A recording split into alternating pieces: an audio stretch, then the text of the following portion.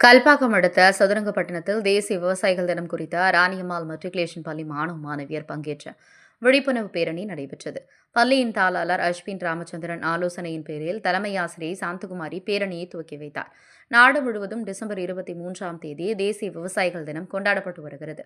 அதன் ஒரு பகுதியாக செங்கல்பட்டு மாவட்டம் திருக்கழுக்குன்றம் அடுத்த நரசங்குப்பம் பகுதியில் இயங்கி வரும் ராணியம்மாள் மெட்ரிகுலேஷன் பள்ளியில் பயிலும் 6ஆம் வகுப்பு மற்றும் 7ஆம் வகுப்பு மாணவர்கள் பங்கேற்ற தேசிய விவசாயிகள் தின விழிப்புணர்வு பேரணி சதுரங்கப்பட்டினம் கோட்டை அருகே நடைபெற்றது.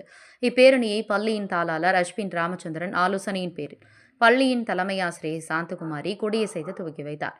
சதுரங்கப்பட்டினம் கோட்டை அருகே துவங்கிய பேரணி கல்பாக்கம் நகரிய குடியிருப்பு நுழைவாயிலில் முடிவடைந்தது.